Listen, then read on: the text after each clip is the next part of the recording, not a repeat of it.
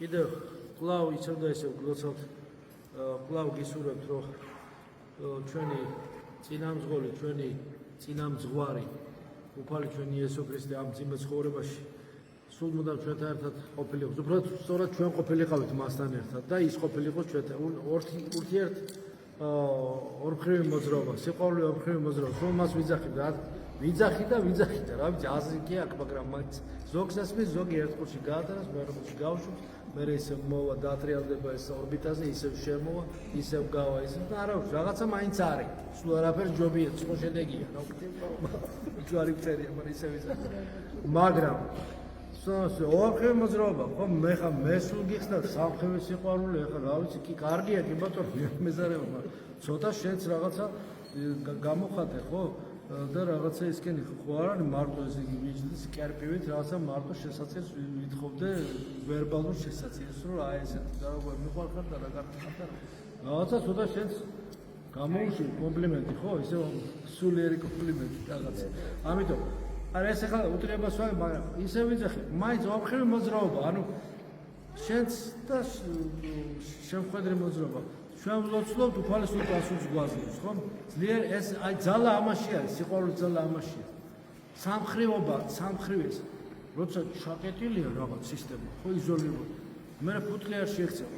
ან როცა პება მე აი წყალი როცა არის ჯაჭრაობებული, ხო და გავში ცოტა გამოვიდეს რაღაცაში. შეიძლება ყველაფერი ისე კონტროლირებადი ვერ იყოს, ხო? ჩვენ არა ვართ რეჟისორები რეალობის, ხო? ზეცამიც ყველაფერი. ისე არის ყველაფერი როგორც უნდა მიიღო ეს, აი ეს რეალობა, რაშიც ვართ. დარჩება რამე გაუგებარი, მადლობა ღმერთს, ევედრე ღმერთს, რომ ისიც გავაგებინოს მე, მოვა დრო იმასაც გაიგე, არ უნდა ვთქვათ რაღაცა ექსტრემალური მეთოდების გამოყენება. გახდი უკეთესი, ცოტა ცვლილება არის, პატარა რაღაცა უკეთესობა, მადლობა ღმერთს, ჩაეჭიდი ამ ცვლილებას უკეთესი იყავი და კი ბატონო ჩაეჭიდი, არ ავცნობი რაღაცა საოცარება მოხდეს. მცირე წელიწადი არის, მადლობა შეწირე რა. მადლობა თქვი და შეადარე. ან ჩვენ გვაკლია ხოლმე, სადაც ჩვენ თავს ვეუბნებით პრინციპში რა. აი გვაკლია შედარება წარსულსა და აწმყოს შორის და მომავალს. აი რა ვიხავით, როგორ ვართ? აი რაღაც განსხვავება ხომ უნდა გავაკეთოთ? რაღაც განსხვავება, რაღაცა სხვაობა. ამას რომ ვაკეთებთ, უკვე დასაწყისსა და რაღაცა იმ მდგომარეობაში რაშიც ვართ, პაუზას, განსხვავებას რო ვაკეთებ, უკვე რაღაც უფრო მეტი აზრი გამოვა. და უფრო მეტი სწორი წარმოდგენა გექნება შენს თავზე. სწორი წარმოდგენა გექნება. რომ შენ კი არა ხარ მთავარი მოქმედი გმირი, უფლის ხალობაა მთავარი მოქმედი გმირი. მადლობ და ღმერთს სულ. ეკლესიას მადლობ, ეკლესიას. როგორც მიერ დაწესებულ ღვთაებრივ ინსტიტუტს ეკლესიას როგორც მის ღვთაებრივ დაწესებულ ინსტიტუტს მიწასა ზედა, მიწაში. ანუ მატერიალურ სამყაროში ორი ასპექტია ეკლესიას, მიწიერი და ზეციური. ეხლა ეს დიდი თემა, ეკლესიოლოგიას ლექციაში გადავა, არ მინდა, ამიტომ შეიძლება ადამიანი დაეცეს, შესწორდეს, რა ვქნათ ეხლა ადამიანები, ხო, ვინ არის უცოდო, მაგრამ ეკლესია იმდენად მოწყალია ღვთის კურთხევით, ღვთის მანდით, რომ ღმერთი ისე შვება, რომ ადამიანს აძლევს საშუალებას იმისა, რომ ნებისმიერი სასოწარკვეთილი დაცემული მდგომარეობიდან გამოვიდეს. დაალპეს და გაჩიჩინდეს და ბოდი შემსრულდეს და გაშტერდეს და გაუბედურდეს, ამისთვის კი არ არის ნათქვამი. ეს არის რა, რომ ადამიანი უკეთესი გახდეს, რაღაცა ცოტა გზა გაეხსნას. ღვთის მადლი არასოდეს არ ილევა რა, ეს არ შეიძლება რომ თქვა რომ აი დავთავრდა და ყველა. ღვთის მადლი ულევია. სულ მუდამ მოდის და მოდის, როგორ ფიქრობთ, ღმერთს რამე არა აქნეტა?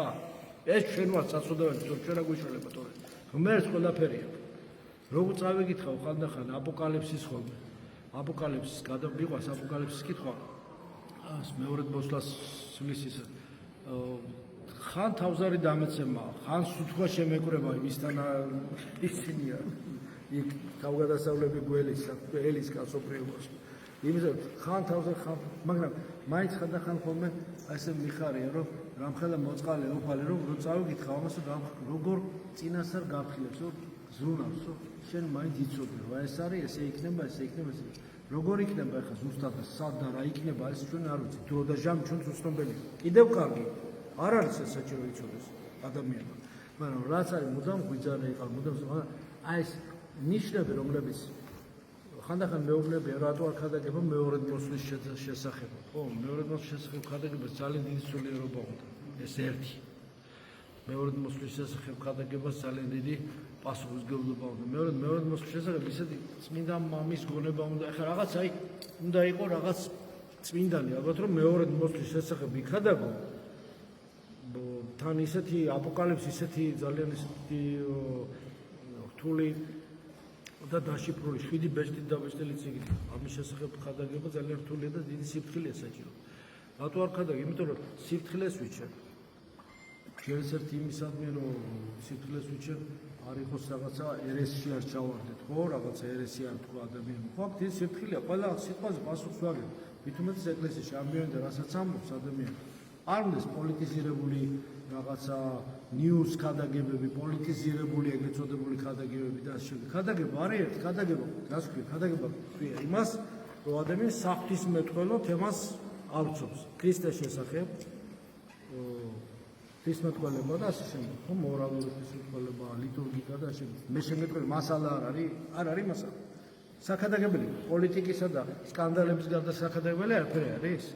რამდენიმე საქადაგებელი. იმდენი რამე, და ის ვიქადაგოთ, იმის ერთი მეათედი ვიქადაგოთ, თორე ეხა პოლიტიკური რაღაცა, გეოპოლიტიკის ხადაგება და ამასთან დაკავშირება მეორედ მოსვლის და რაღაც ეს კონსპიროლოგიური თეორიები გასაგები არის და ვიცით და გასაგები ვიცით და ამაზე ლექციებს შემიძლია წავიგითხო, მაგაზე არ ლაპარაკი. მაგრამ თავარი ჩვენთვის ის არის, რაც არის სახარებაში მოცემული. სახარებაში არის მოცემული, პირდაპირ. რაც წერია უბრალო, ღვთაებრივი უბრალოები განმარტებული, რაც არის, აი ეს უნდა ვიქადაგოთ. საერთოდ ჩემთავს ვეუბნები, არავის არ თქვას არ ვასწავლ, უბრალოდ ვამბობ, რა ჩვენი საკეთებელია, ეს უნდა გავაკეთოთ. ეხლა რაც აპოკალიფსი დაუშვათ, ხო ისეთი თემა, ამას წაკითხვასაც კი აპოკალიფსს არ ვკითხულობ, 60 ქულოს კითხულობ, ხო, წმინდა წერილს კითხულობ, აპოკალიფსს არ ვკითხულობ, ისეთი